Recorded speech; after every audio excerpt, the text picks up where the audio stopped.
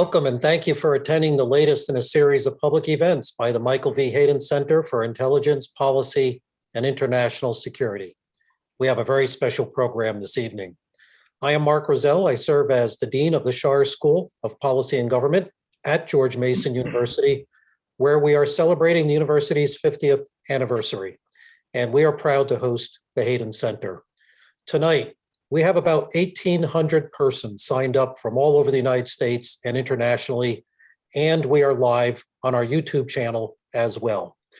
The Hayden Center is a part of a larger security studies emphasis in the Schar School. Our International Security Studies Master's Degree program has been a top 10 ranked national program 4 years running in the US News and World Report rankings.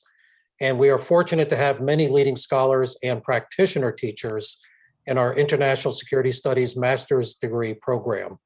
Among our practitioner faculty members are two of this evening's panelists, General Hayden himself, who has been with the Schar School now for 12 years, and Michael Morell. I now turn over the program to the Executive Director of the Hayden Center, the former Director of the White House Situation Room, Larry Pfeiffer. Larry. Thank you very much, Mark. And I got to tell you, I am just thrilled to have this panel lineup here. It's not every day you get to sit and talk with five folks that you've worked closely with through the years about some of the most important issues of the day. And there's really nothing more important to talk about tonight than what's going on with Russia and Ukraine and the implications that has on Europe, our national security, China, Iran, other places. We got, just in case two or three of you don't know who's in front of you here, we have Michael Morell, former acting director of CIA, deputy director of CIA. We have Michael Hayden, the founder of the center and former director of CIA, director of NSA, and the first principal deputy director of national intelligence. We have Jim Clapper, who has had just about every senior job in intelligence you could think of. He was director of DIA, director of the National Geospatial Intelligence Agency. He was director of, he was Undersecretary of Defense for Intelligence, and he was the director of National Intelligence.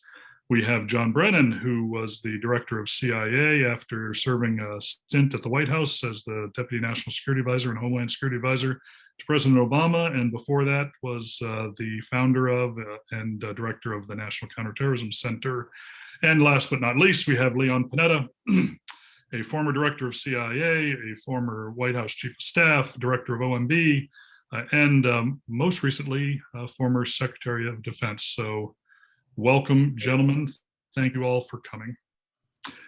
Tonight, everybody on the screen is a Cold Warrior. We all began our careers and spent significant amounts of our career in the Cold War, worrying about Russia and the Soviet Union and what it was up to. We lived through the collapse of the Soviet Union.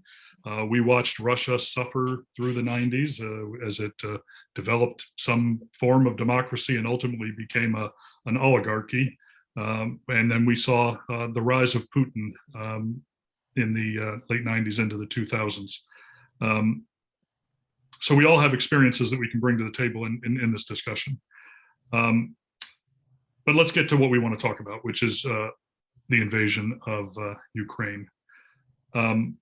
I guess the first thought I had was, when we all joined our agencies and worked in the first 10, 20 years or more, the Soviet Union was what we most worried about. And there was an incredible and infinite amount of resources applied to working that Soviet target. With the fall of the wall, with the war on terror, that got de-emphasized. It got de-emphasized to the point that in 2008, I come into work, I'm chief of staff to General Hayden, and lo and behold, we've got the word that there's been an invasion of Georgia. And General Hayden, what was the first thing you asked me that day? Well, first of all, get some people up here and talk with me about what's going on in Georgia. And then I said a little bit, and then I said, we have somebody, don't we? Please? Exactly. And they said, yes, they did. And they were very good. But, I didn't do much on Georgia before that day, And then when we had, okay, the Russians are claiming that. I called the embassy and said, get your people up there and go all the way north until you see tanks, and then call me. Right. And that's what they did. So that was the state of affairs in 2008. Hey Larry, I remember something else about 2008. You know, the emphasis in the IC had changed so much to counterterrorism that I remember, and I know General Hayden will remember this, that the intelligence community could not tell the president where the Russian army was because we had shifted collection so much. That's exactly correct. And I'm sorry to do that. And CIA, NSA had the same problem because we didn't do much before for maybe 10 years before. And now what are we doing now? So we clearly learned in 2008 that Russia was a problem that we were going to have to contend with. We move forward and we have 2014 and the invasion of Crimea. And I think, Jim, you were in a position of authority at that time. What can you say about the intel community and the response to that invasion and taking of Crimea? Well, you know, I think there's some differences with 2014 and now. One is the Russians were a bit more subtle about the seizure of Crimea, for example, since they already had 10,000 naval infantry on the peninsula. And then, you know, had the little green man and all that sort of thing. And of course, you know, and several of the Hollywood Square people here tonight were in the government then. And so the reaction wasn't quite then what it was 8 years later, particularly by the intelligence community, which I'm a huge supporter of what's been done, you know, and I think one reason is that technology's improved, the quality of the commercial imagery that can be publicly displayed now far better than it was 8 years ago. We clearly have better intelligence now than, and I say that not knowing inside baseball, but just from we're seeing publicly. And the other thing is, I think, is the realization 8 years later that we have got to play aggressively, much more aggressively in the information space, certainly than we were willing to do then.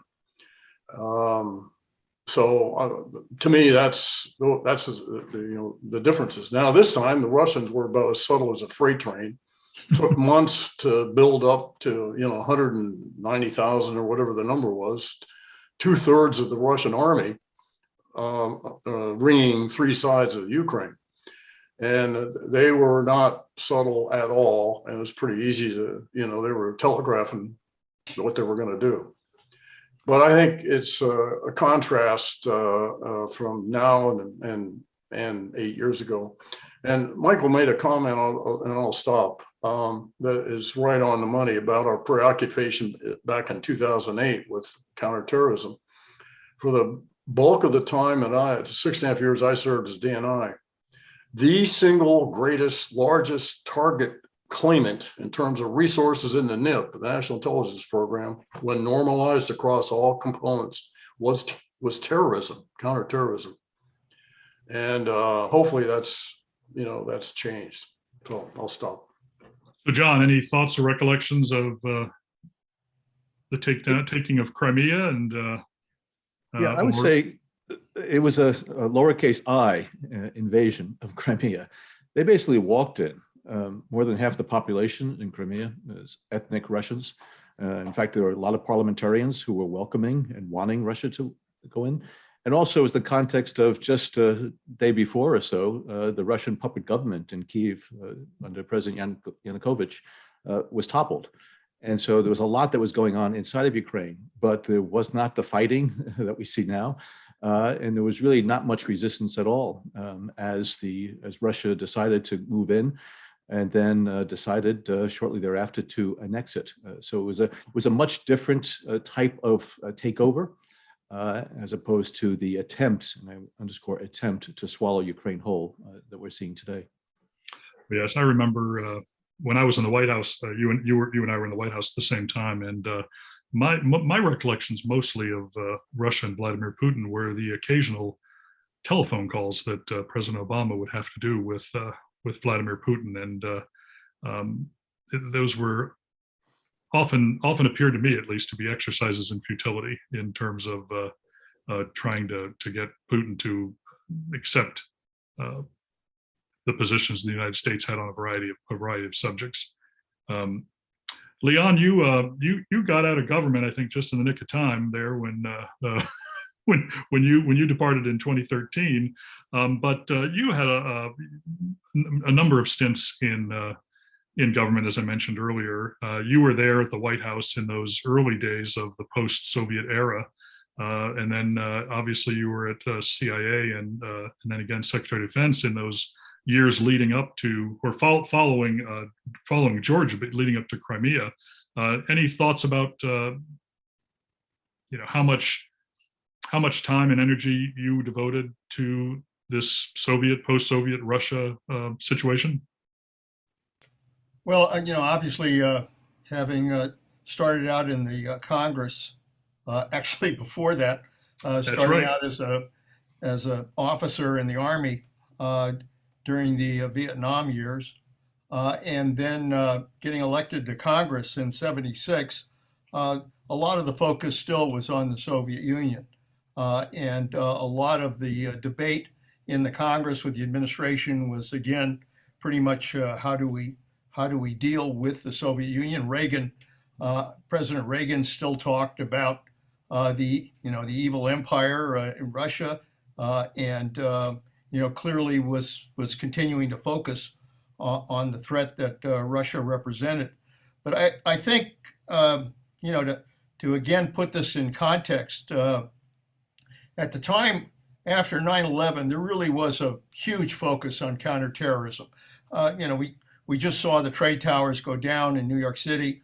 3,000 people almost get killed, and then the country basically went to war against terrorism and declared war on terrorism, and that was the focus. I mean, I remember going into the CIA almost entirely focused on the war on terrorism. President Obama, the first instructions he gave me was to do everything necessary to try to locate bin Laden and go after bin Laden. That still was kind of consuming. And Russia, of course, we dealt with Russia. I dealt with a guy named Fradkov, I think, who was head of the SVR. And I thought we might be able to find some areas where we might be able to work together. And the Cold Warriors at the CIA, who'd been there for a long time, said, I think it was Mike Sulik who said, "Don't waste your time. Don't waste your time. These guys are bad guys. You're never going to be able to get anywhere with them."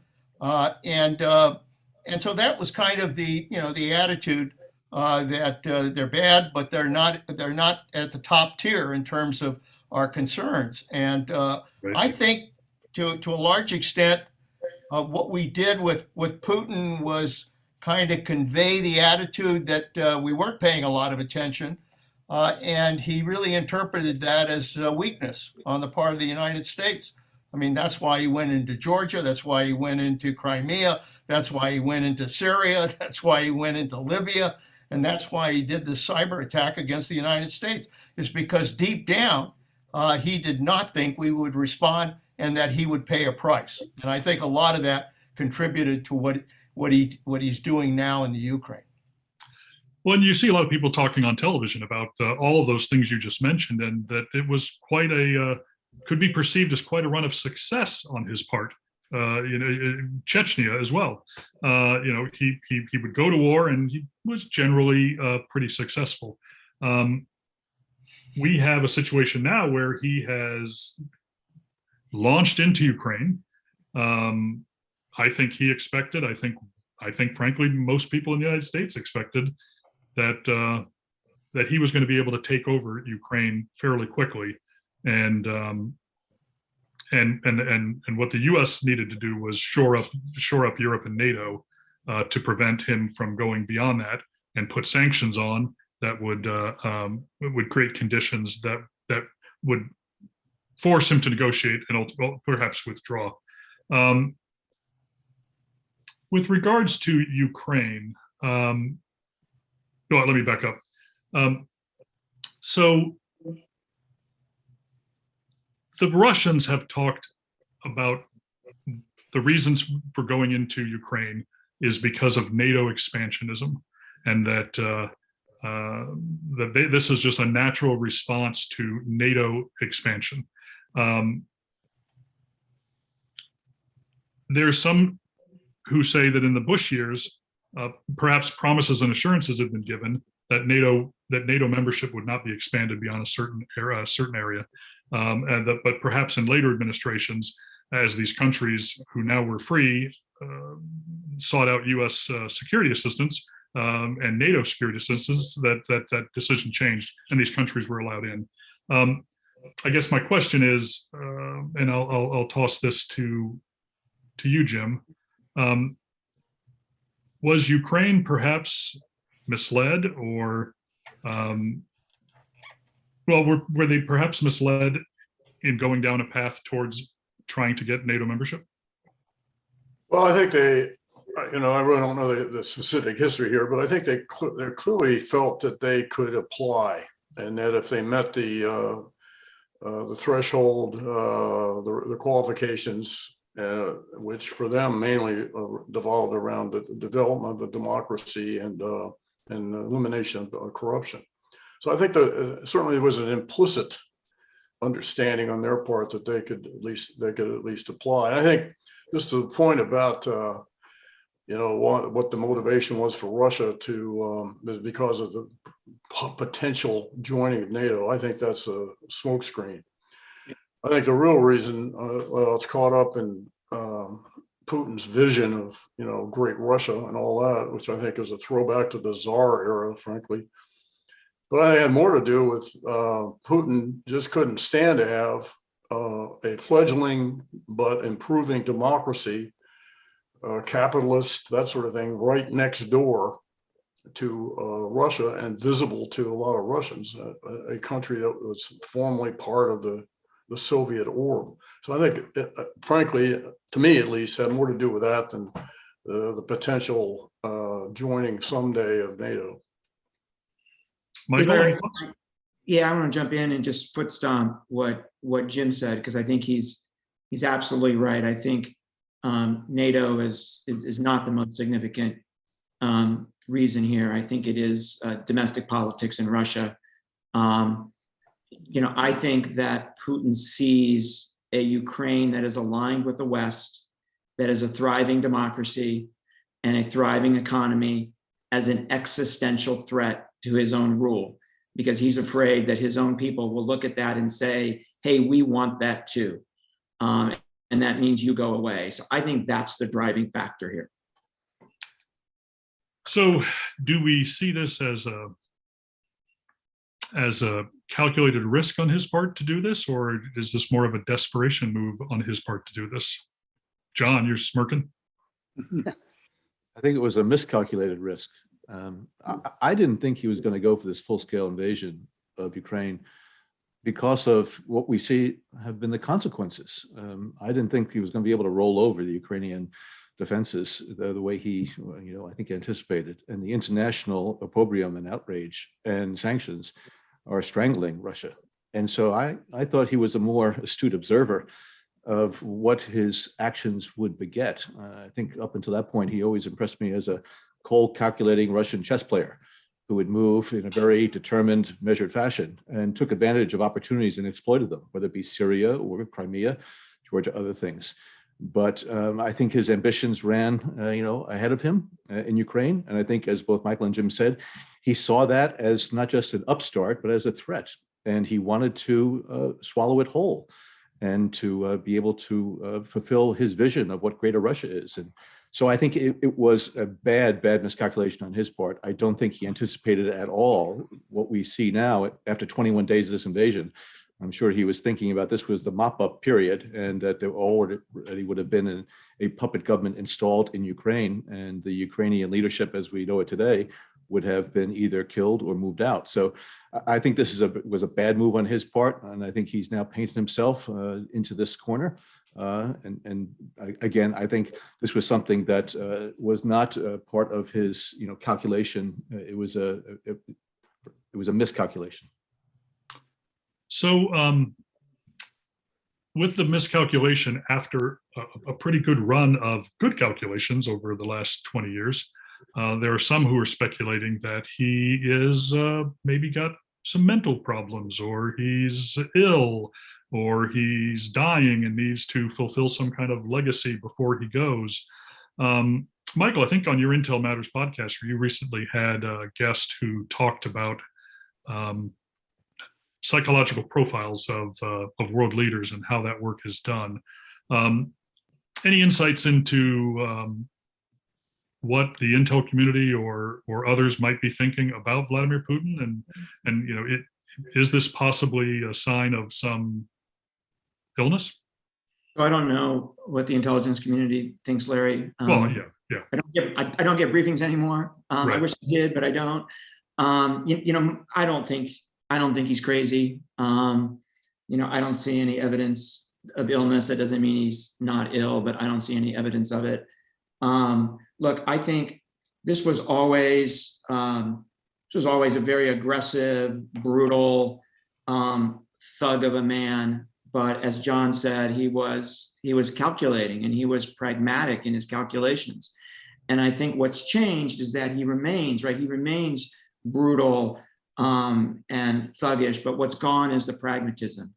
And he's become much more ideological. And I don't know if that's a function of age, if it's a function of him feeling he has less time left to accomplish his ambitions, or whether it's a function of the fact that he might have thought he was running out of time with Ukraine because it was increasingly looking to the West. I don't think he's crazy, clinically crazy. Yeah, So, and I agree with that, Michael. That's exactly right. He knows what's going on there, and Ukraine was going differently than in that way. And so he said, if I don't do it now, then I won't be able to do it. So with the sense I have is general agreement here that he's not crazy, that he's not ill, that this was a calculation or miscalculation on his part, but that he's generally a fairly brutal person, given the background and from whence he came. There are some who say we, the West, Ukraine, needs to find a way to allow him an off-ramp, allow him a face-saving way out of this mess he's gotten himself into. But some of our former colleagues from Russia House and folks who've studied Putin or studied Russia for many years say that that's actually 180 degrees the wrong approach. Leon, any thoughts on negotiating with Putin and how do you help him help himself out of this mess? Well, look, I think we all know Putin is a bully, but he's not stupid. He's not stupid. We've had presidents who thought they could ultimately work with Putin, and they were able to achieve some things. But Putin obviously felt he had a great deal of success in terms of his ability to invade all of these other countries, not have to pay a price. He sensed weakness on the part of the United States and on the part of democracies generally, that they wouldn't respond. And I think he basically thought this was going to be a few days. They'd walk in, they'd get the capital within a couple days, the government would collapse, and they'd be in control of Ukraine. I think he really thought that that was the case. He's in trouble now. He's in trouble. He's in trouble not only in terms of the performance of the Russian army, which has been, it's got to be disappointing. You plan an invasion, and now suddenly you're stuck. There's a lot of these invading forces and how it was supposed to go have basically been stalled. Even though they obviously have overwhelming force here, and we understand, that he's blowing the hell out of things now. But to have his army perform the way they did, or fail to perform the way they should have, and the failure of command and control, the failure of leadership, the failure of training in his soldiers, he's got to be worried about whether or not this army is capable of doing the job. He's got problems in Russia with the sanctions. He's being choked. His economy is being choked right now, because largely of the unity between the United States and NATO. That's what makes sanctions work. And the fact that all of them are applying those sanctions is really tightening a noose in terms of the economy in Russia. And then add to that the fact that he's got protests in Russia. I mean, the Russian people weren't exactly excited about this invasion. Right. And 14,000 have been picked up on the streets who are protesters. So he's got to be worried about, the kind of support he's going to have back home. So you put all of that together, and he's in trouble. And I think the most important thing right now is to keep the pressure on. If intelligence is telling us that he's going to double down, my response to that would be, we've got to double down. The United States and NATO has to double down, particularly with regards to assisting them on the military side. And the more we can provide, the more the Ukrainians can continue a great fight. They've obviously done better than anybody anticipated, but they've got tremendous courage. They're doing this right. I think we need to keep the pressure on.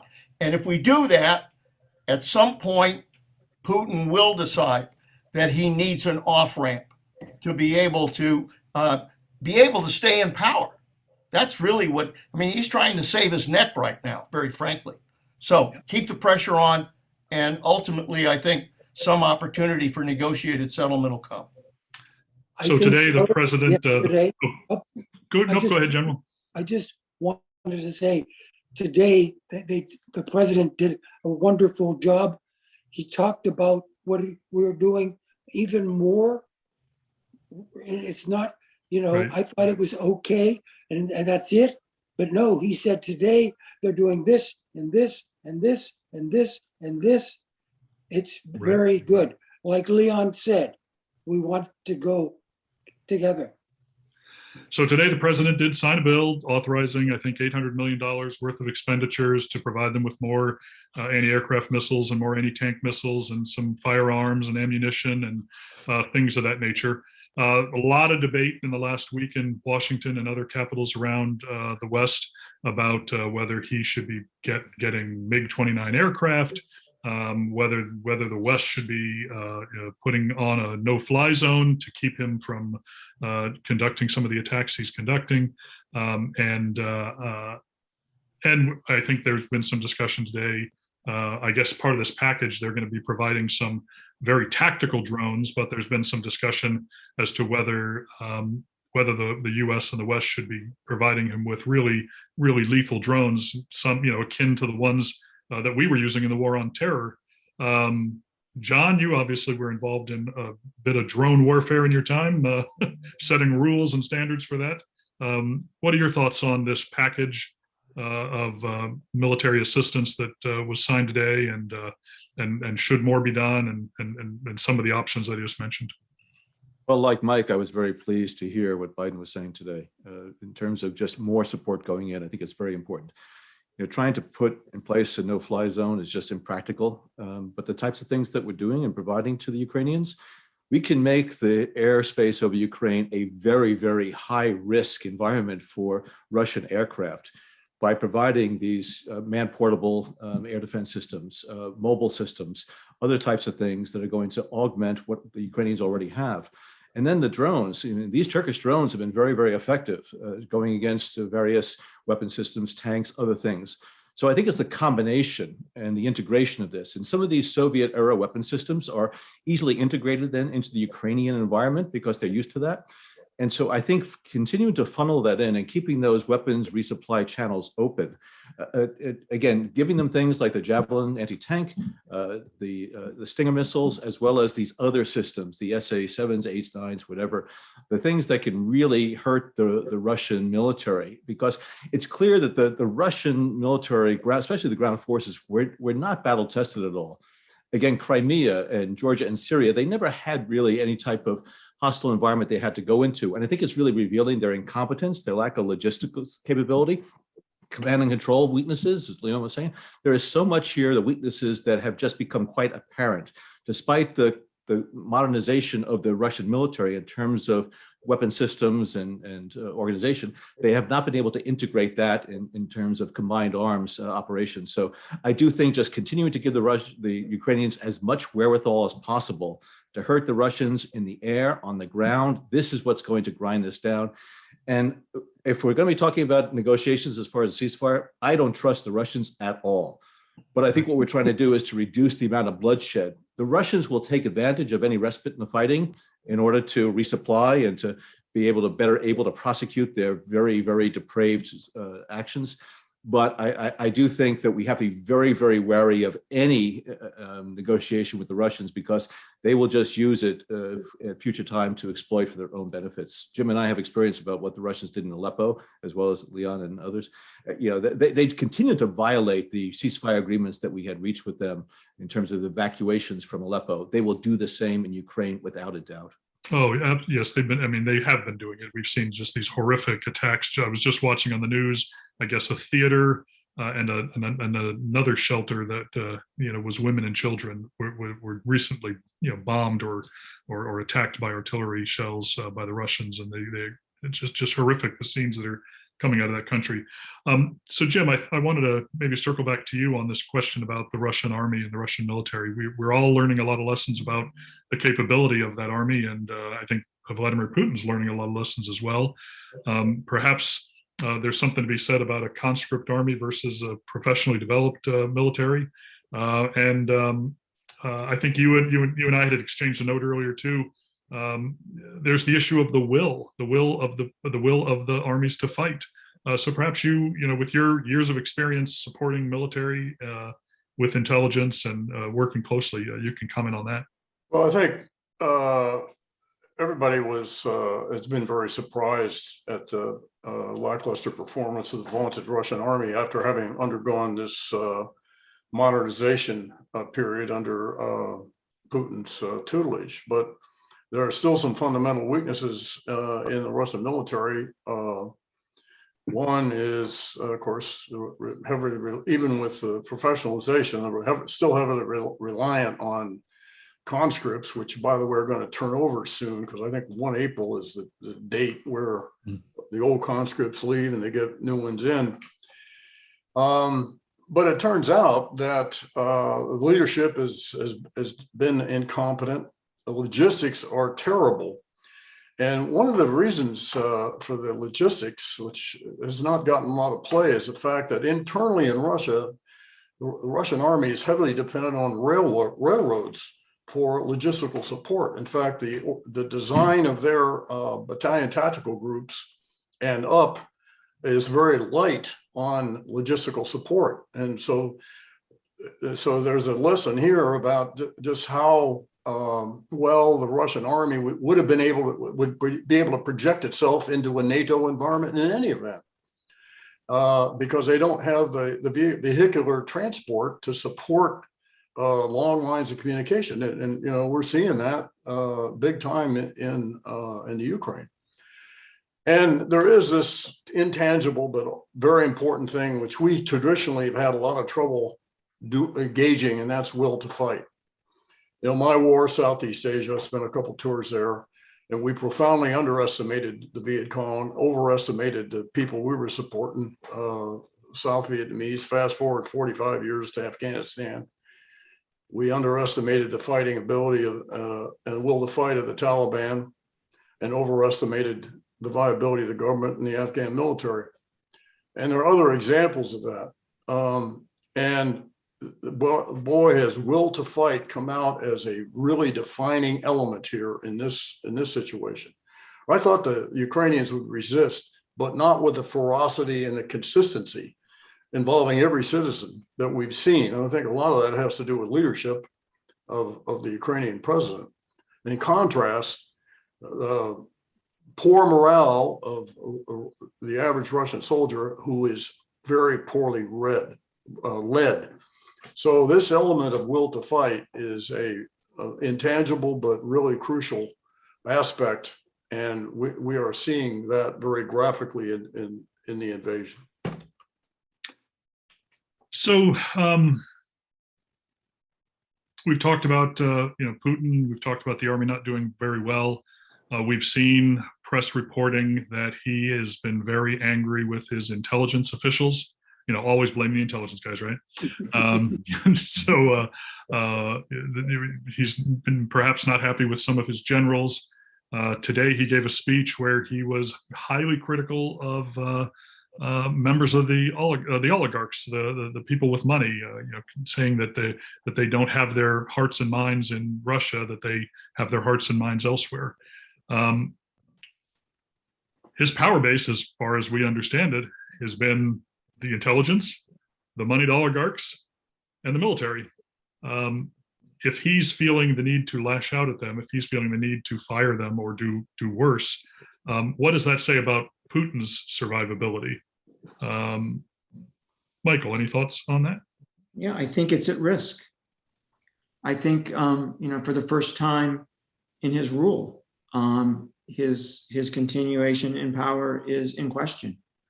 I'm not saying that he's going to get removed, but the possibility is there. It's not going to be the oligarchs who remove him. They do not have that kind of influence.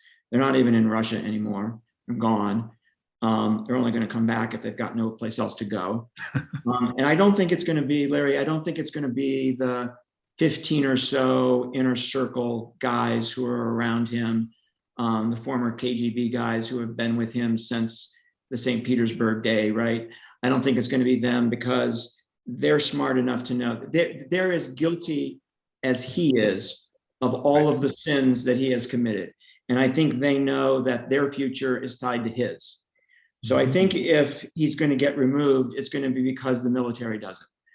And it's either going to be a function of them coming to the conclusion that he is destroying the Russian military, and he is destroying the perception of the Russian military in the minds of the Russian people, or he orders them to conduct an action such as using chemical weapons, or God forbid, a tactical nuclear weapon, and the military says no. And by the way, it's time for you to go away. Or the demonstrations in the streets get out of control, and he orders his National Guard to shoot, and the military steps in and says no. So I think if he goes, it's going to be the military. I don't think it's going to come from anywhere else, but he is at risk. And you go back to what John said, that he talked about, this was a terrible mistake. I think that this is probably the biggest strategic blunder a major power has made since Hitler invaded the Soviet Union during the Second World War. I can't think of one bigger than this in terms of its long-term implications for Russia. Even if Putin stays around, he is going to be a pariah, and Russia will be a pariah for the rest of his tenure. I think, if I could, Larry, yes, I think Michael's right on point in terms of the strategic error that Putin's made, and there are really two errors. One is what's happening with his military, and the fact that he's not achieving the goals that he wanted to achieve. And the second is the Ukrainians and their ability to continue to fight. I mean, look, Putin right now has decided he's just going to blow the hell out of the country, no matter who gets killed. I mean, he's, the random artillery fire, the missiles, the way he's conducting this war is, I guess, probably the example is Syria and the way the Russians fought in Syria. But he's just going to, he can burn, he can destroy, he could probably win some cities as a result of doing it this way. But what he should know now is that he can't burn and destroy and win the hearts and minds of the Ukrainian people. And ultimately, even if he's able to take some of these key cities, he's going to be facing a resistance movement in the Ukraine that is going to continue to go after Russians, continue to kill Russians. They're going to make Afghanistan look like kindergarten in terms of the impact this is going to have on the Russians. They're going to keep going after Russians. So Putin is not going to, I don't see Putin winning in this situation. And so the question in my mind is, can Putin look at the Russian people and said, I've accomplished the missions that we tried to do. We protected our security. He's going to have to basically lie to the Russian people to somehow defend what he did here. But the world will know that Putin has literally been defeated. And that's going to be hard for Putin to be able to kind of contemplate that he's going to be a loser no matter what the hell he does. So, John, Putin's, back's against the wall, and maybe before he gets to that point where he figures he's got to, lie to his people to get out of this quagmire he may be finding himself in. Do you think Putin uses nuclear weapons? Do you think he uses chemical weapons in this situation? Well, I never see Putin recovering from this. The question is, how long will it take for his demise to be realized? For the reasons that Leon and Michael and others have said. But there is the question about if he realizes that not only is his back against the corner, but that the walls are closing in on him.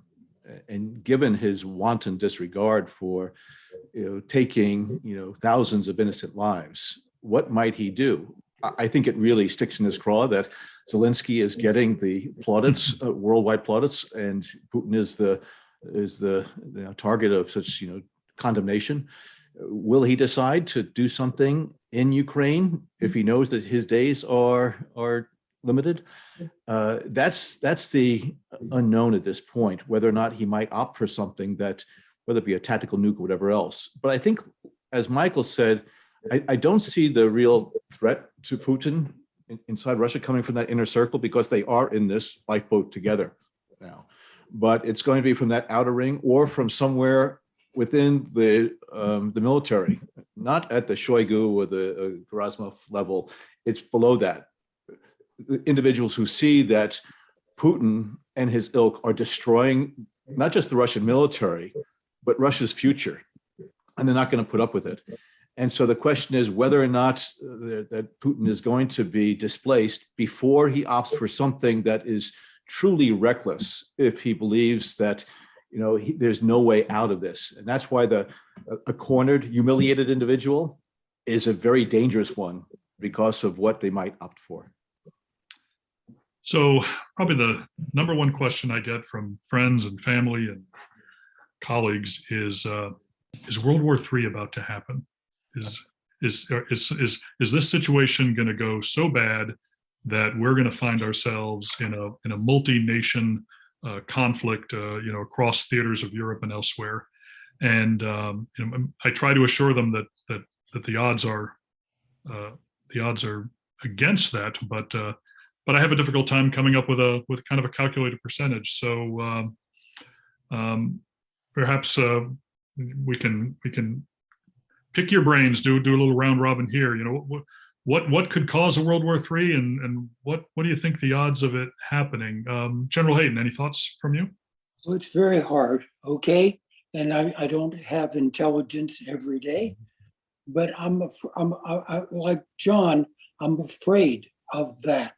So I would say 1 in 10. No, 1 in 20. 1 in 20. 1 in 20 chance. Leon? Look, this is a dangerous moment. We can't, I don't think you can kid anybody about the dangers involved here. You've got a concentration of military force. You've got a war going on. You've got the Russians, 200,000 Russians there with their tanks, etc. You've got the Ukrainians there. You've got a reinforced NATO that's right up against where the war is taking place. One missile that goes astray. I mean, look, the Russians used missiles to hit targets that are very close to the Polish border. One of those missiles hits Poland. President Biden has made very clear that it'll be considered an attack on NATO. And then you do have a world war on your hands. So I think this is a dangerous moment. And as we all know, it's not just a missile that goes astray, it's bad judgment. It's somebody who makes a lousy decision. And if Putin makes a decision to use gas or chemical warfare, or to use some kind of low-yield nuclear weapon, that's crossing a line. I think that's crossing a line, and that could lead to it. But I also have to say, it is a dangerous moment, but it's also a very pivotal moment in the 21st century. I think what happens in Ukraine, what happens with Russia, what happens with Putin is going to tell us a hell of a lot about what happens in the 21st century in terms of democracies versus autocracies. So, yeah, it is a dangerous moment. American people are sacrificing. The European people are sacrificing. But this is a moment that can really define whether we're going to be able to have some peace and prosperity in the 21st century or whether we're going to have continued conflict. So, Jim or John, did you want to weigh in on the chances of a World War III starting, or can we go? We can pivot. I would think I would say that the prospects for World War III are probably higher than they've ever been right now, and part of the it's just a perfect storm here. Putin's state of mind, and I don't believe he's crazy either, but just where he's at right now, he's got to be extremely frustrated and angry. In the fog of war, things can go wrong. If that attack had been 15 miles to the west, we'd be in a really serious place. And frankly, I'm not sure the American population is ready for that. If we get into it, and the other factor, of course, is by virtue of the fact that the current Russian army is kind of a shadow of its former self from the Soviet era. It's much smaller.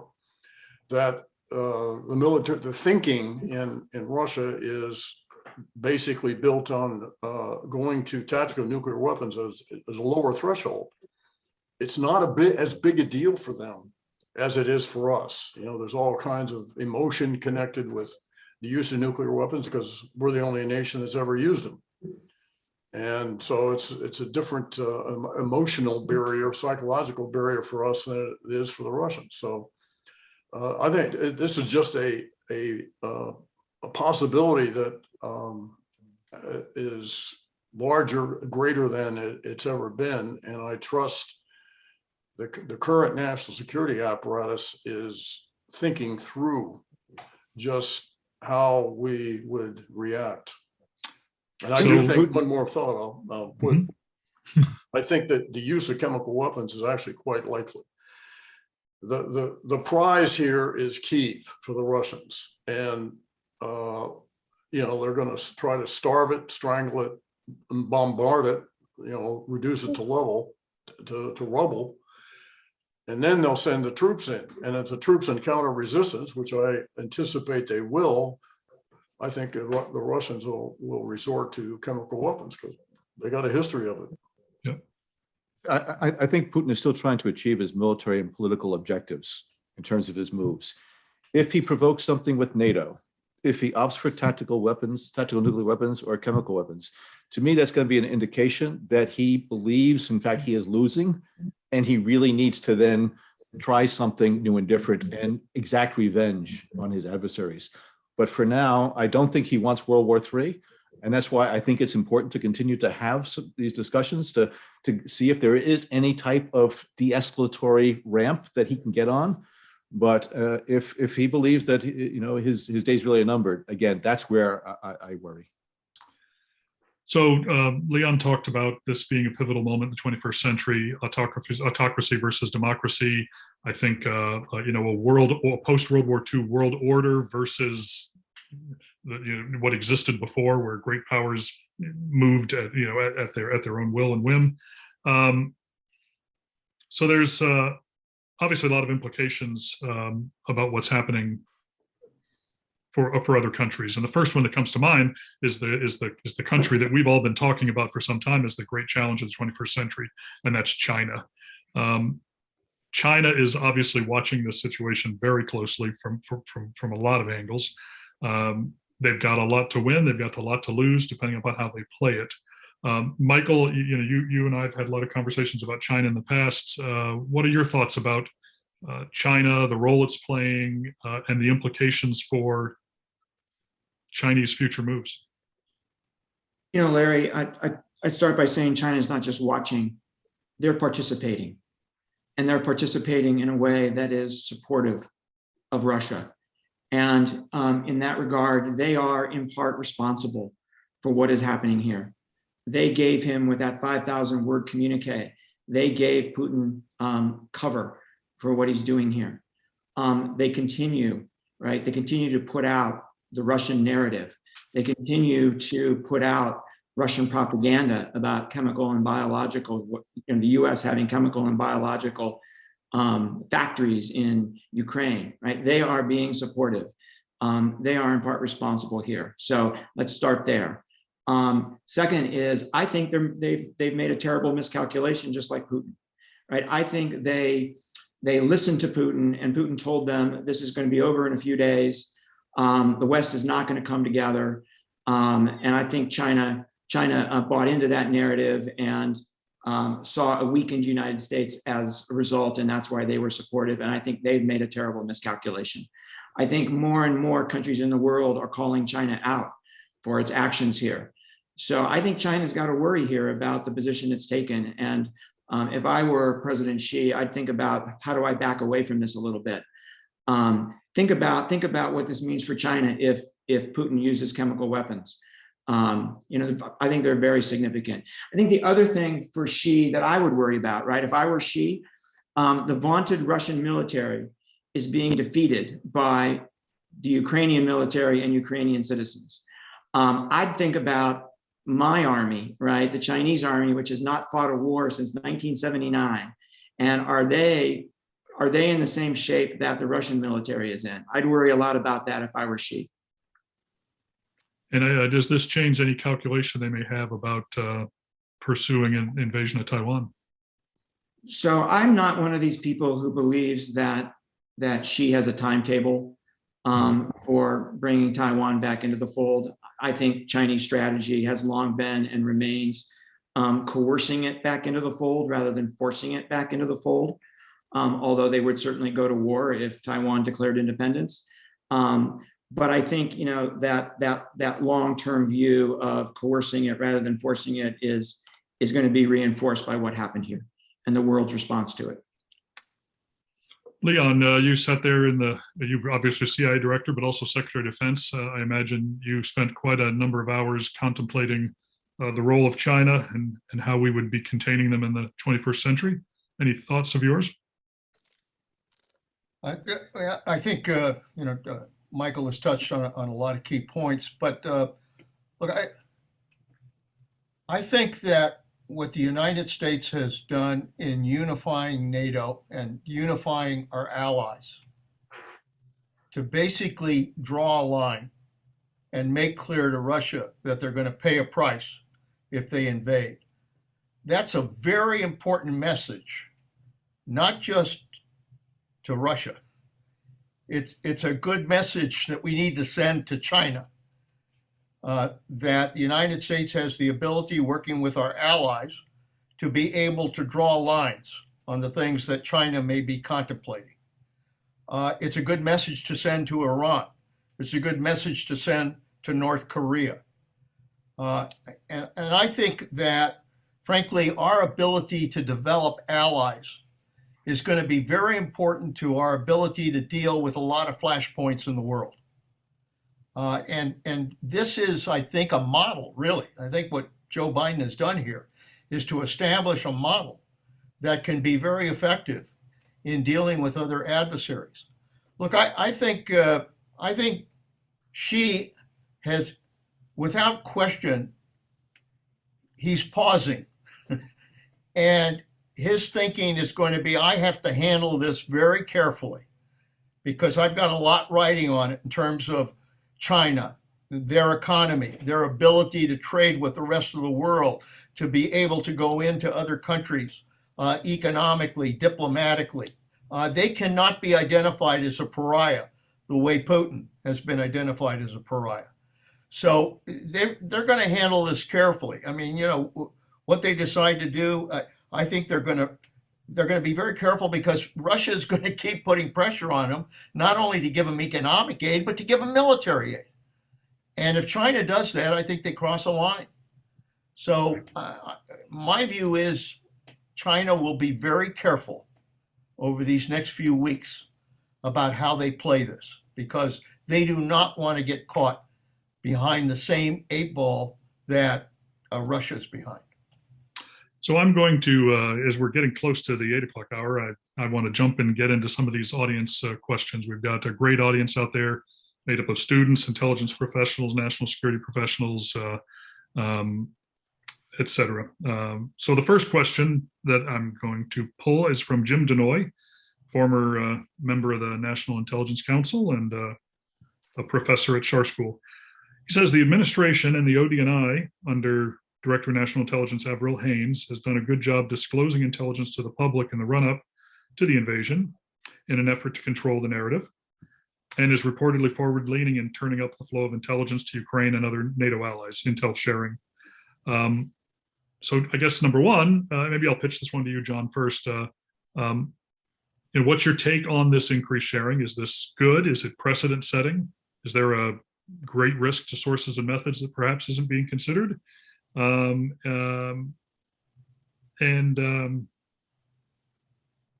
there perhaps changes that need to be instituted in the intel community to ensure that's being done well and done right? Well, I think the administration, the current intelligence community has done a great job as far as not just intelligence leading up to and after the invasion, but also releasing it, not just publicly, but also, at least what I can tell from reports, the engagements and briefings of NATO partners and others, which is the reason why I think this consensus has been forged and has remained so strong. And I think that depending on the issue and the crisis, you really need to be able to be as transparent as possible. A lot of people think that this is new, but there's something that I remember before my time, but the Cuban Missile Crisis, which was a good example of how intelligence was displayed publicly and was really quite dispositive in terms of how that situation evolved and came out. And so I do think that there is a balance, and I think all of us on the screen here have had to deal with that balance between pushing out as much information as possible without compromising sources and methods that's going to give you additional and future insight into the issue or the challenge that you're dealing with. So I do think what the administration has done so far has been very, very good. I certainly endorse it. And they're the ones that have to make that decision about how far they can go, to the extent of the details and information that makes the point and tries to attack a lot of this disinformation that is out there, but at the same time, not doing something that's really going to choke off the future collection capabilities of our intelligence community. Can I add one thing about that as well? I think that's exactly correct. And I'm looking at 1, 2, 3, 4, 5, 6 people on stage, and you've done that before, right? Because it's very good to tell the American people what they are doing. So I think it's a good thing. Hey, Larry, maybe I can jump in too. Absolutely. I think, I agree that it was the right thing to do. I think it's been incredibly powerful. I think the reason we did it was, obviously to inform the American people, but it was also to take away the opportunity for Russia to create a precedent, right, for going into Ukraine that he could sell back at home and perhaps even internationally. But I think it had another effect that maybe we didn't anticipate, which is when we were saying he was going to invade, and we were saying it, day after day after day, he was saying he wasn't going to invade. And his people were listening to both narratives, and they believed him. And it turns out that he was lying to them.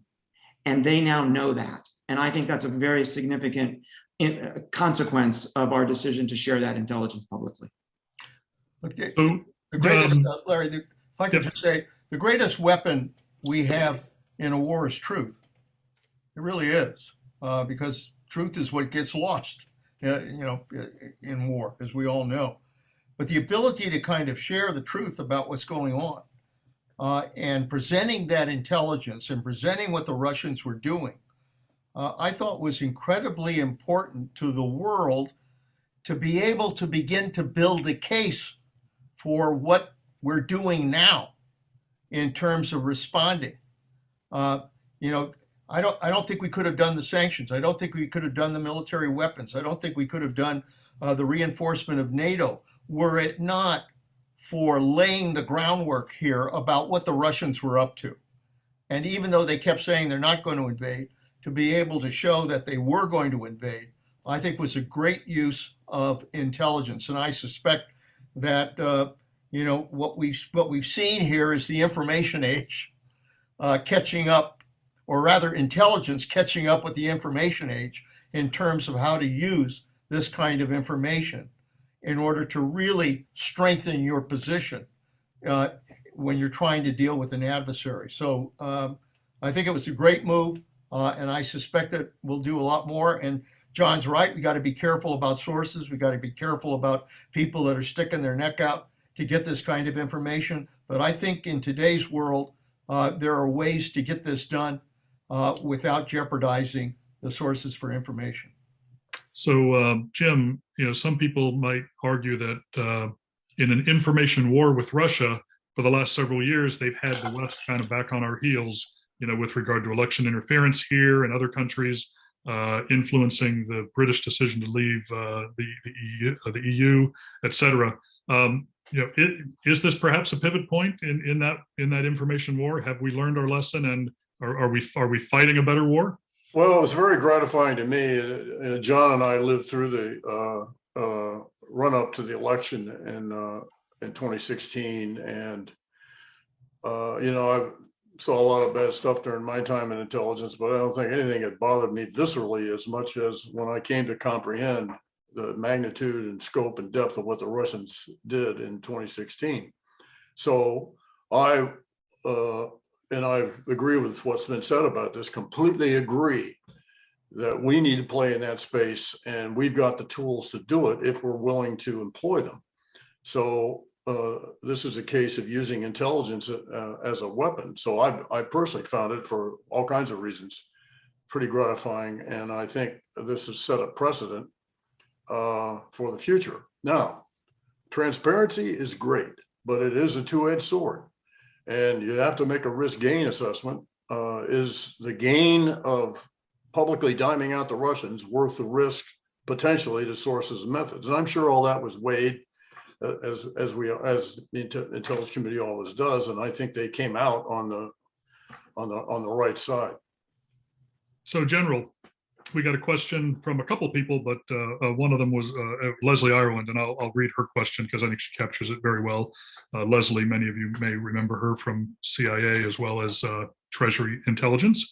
Leslie says, for General Hayden, why do you think Russia hasn't yet conducted cyber attacks outside of Ukraine? Is there a tipping point where Putin would use them against targets in the EU and or the US? And do you think they have pre-positioned cyber capabilities in part of our critical infrastructure? So I get the big cyber question. Why has it not happened like maybe some thought it would? Or Well, and maybe, is there? Yeah, so maybe we're better than people think we are. You know? And I really, that's what I, maybe 10 years ago, maybe not, but now I think they're very good at NSA, okay, and Cyber Command as well. So far, when we want to talk about in the past tense, okay, I'm saying, well, how did we do? And I think you find a lot of things that we're doing well. Anyone else want to comment on the cyber threat? Well, yeah. I think the reality is that, as we all know, cyber can really paralyze a country. It has that potential. If you take down financial systems and electric systems and water systems and government systems and banking systems, because you've gone after their computers, you can virtually paralyze a country. And I think Putin knows that the United States, and Biden basically told them that when they had their summit, that if they go after our infrastructure, we're going to respond in kind. And I think for that reason, it's one of those areas, it may have gotten to be comparable to dealing with chemical and biological warfare and also with nuclear warfare. Are you going to resort to something that can literally be an act of war in terms of its impact? And I think for that reason, Putin hasn't used it yet, but it's one of those things that he could very well decide to use if he's in a corner.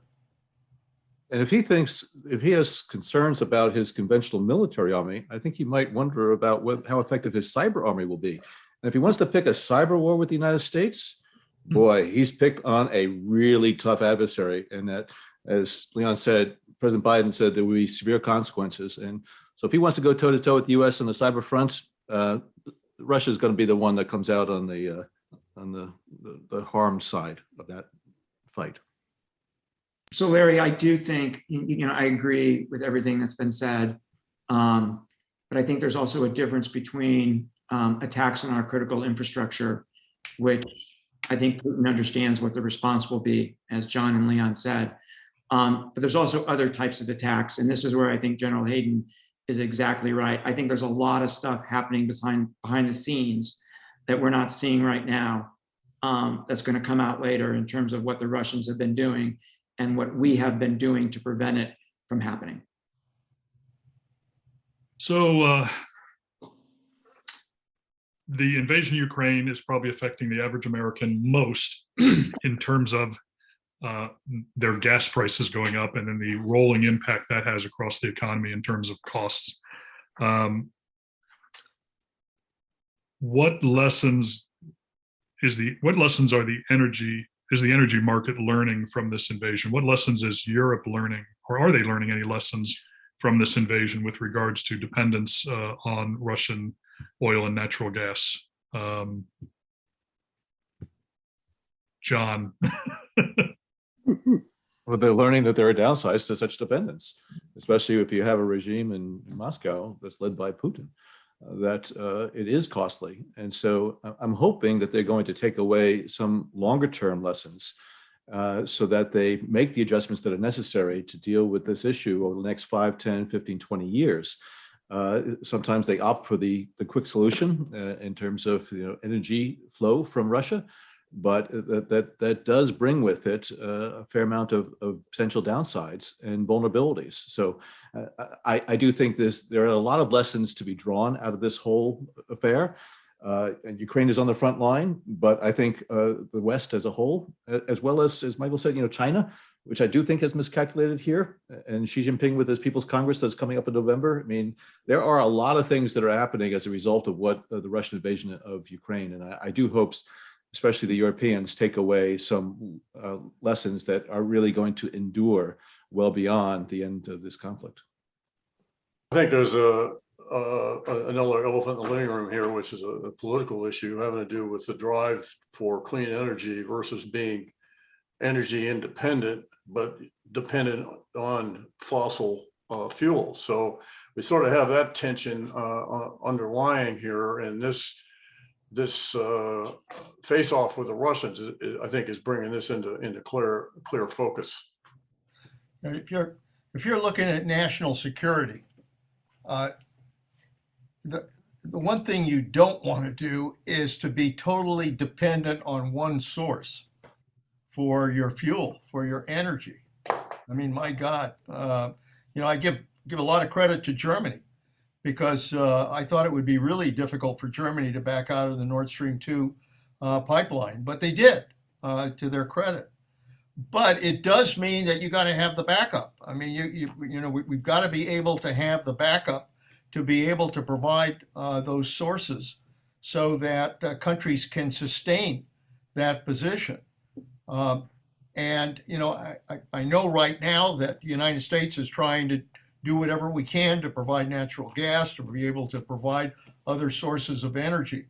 But I really do think this is a wake-up call with regards to the entire energy industry, that we have got to be more independent. We've got to be able to develop other sources of energy in order to not be just dependent on particular sources of oil. It is a reality. We all understand why we're there, because even though we've talked about new sources of energy, we're still dependent on fossil fuels, let's face it. And the rest of the world is in the same place. But if that is the reality, we have got to try to build other alternatives in order to be able to make sure that when we unite against an adversary, we can stay united. That's the key. In order to maintain the unity we have got to be sure that we're providing that backup. So I think we're going to maybe do one more question and then a quick little round robin, and we'll probably be wrapping things up here shortly. Interesting question somebody asked was about refugees. We're seeing a significant refugee crisis as a result of the displacement of mostly women and children and young boys, I guess, heading into the neighboring countries.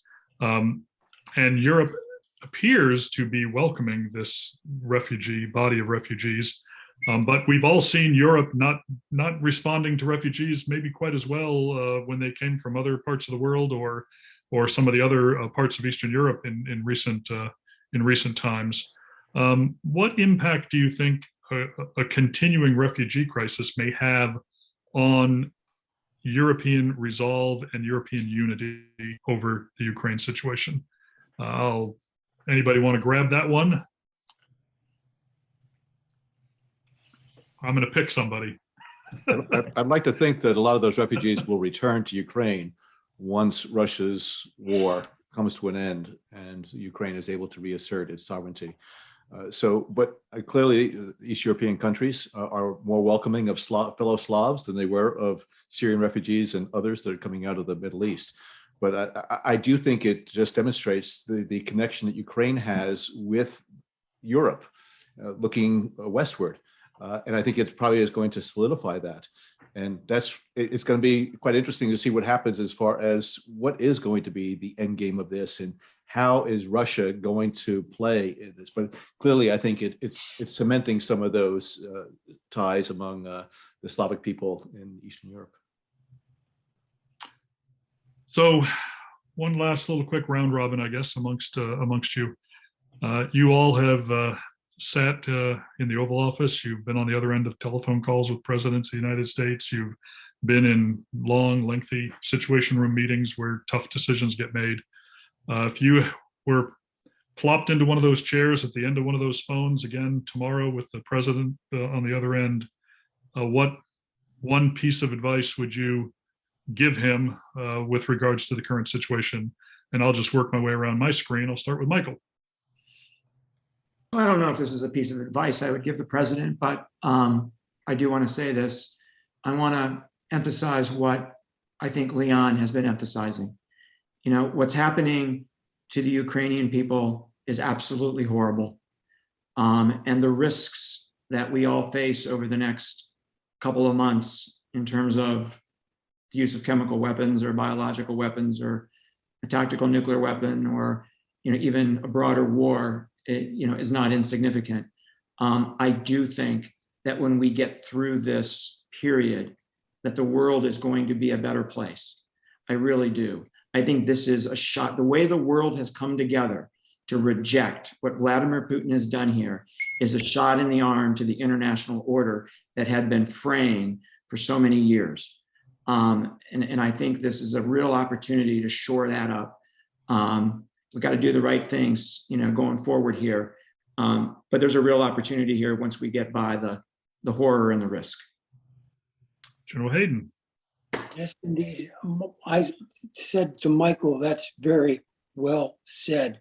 Ukraine will stay. Jim. Well, I think one thing has really come to the fore for me is that armchair analysts like all of us, I think, need to be a little humble in this. We were once there, but we're not there now. And I think one issue that's come up is one man's being cowed is another man's being cautious. And this is big stuff here. You make a mistake and this could really turn into a real conflagration. And I think by and large, the administration's done pretty well. I will confess, though, to getting a little impatient with letting Putin set the ground rules, letting him draw the red lines. And I think we can be a bit more assertive, and I suspect we will after the Zelensky speech, and provide more things to the Ukrainians that'll kill Russians and destroy their equipment. John.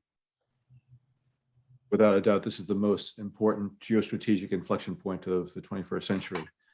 And it is imperative that the United States maintain its resolve on this issue in terms of leadership of the free world, as like Zelensky said today, as well as ensure that the United States is able to maintain that leadership from the standpoint of having the consensus within NATO and with like-minded democracies around the world. Because how this goes, I think, is going to set the stage and set the course for the next decades. And it's critically important that we maintain that focus on this, because as Zelensky said, this issue has much greater impact than just within Ukraine's borders.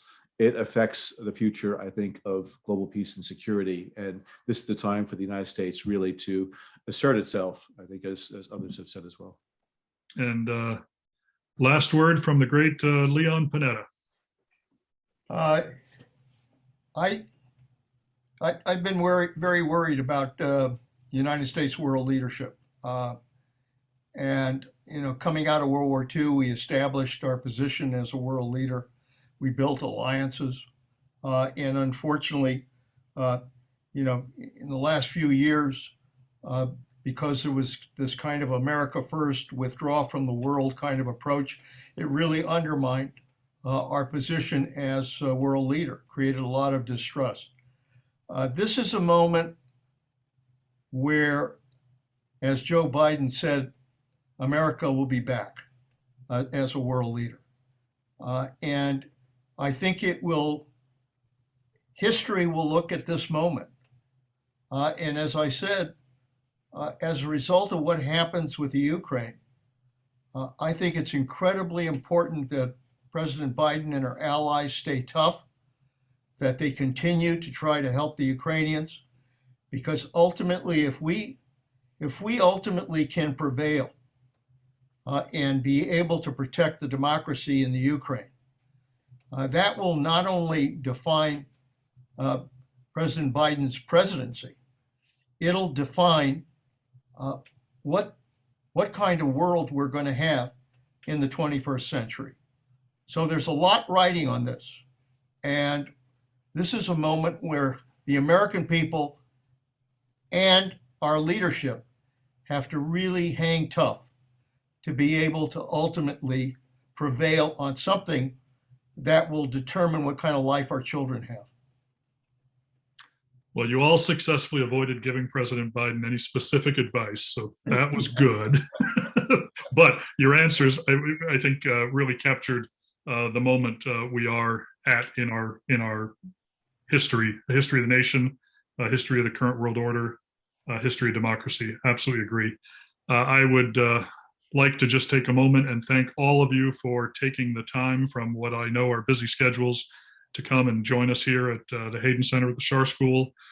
We had well over 1,300 people on today's event, which is phenomenal. It speaks volumes, I think, about how much respect these people have for the roles you guys have played through the years, and the good advice that you continue to provide and afford. So thank you very much. For everybody out there, if you haven't done a Hayden Center event in the past, we do these a couple times a month. If you want to know about them sooner than anyone else, go to our webpage, haydencenter.gmu.edu. Over on the side, little subscribe box, put your email address in. You'll know about these sooner than later. Follow us on social media. We're on very active on Twitter, LinkedIn, and Facebook. We'll be back in a couple of weeks with another event. We had been planning to do one on democracy, so I think we're going to aim to try to do one on democracy the last week of the month. So stay tuned for that. And with that, General Hayden, any parting words? No, it was a wonderful. By the way, it's good to see you again. Thank you. Thank you, Mike. So on behalf of Mark Rozelle and the rest of the Schar School, thank you all for attending and participating, and we'll see you next time, and be safe out there. Thanks, everyone.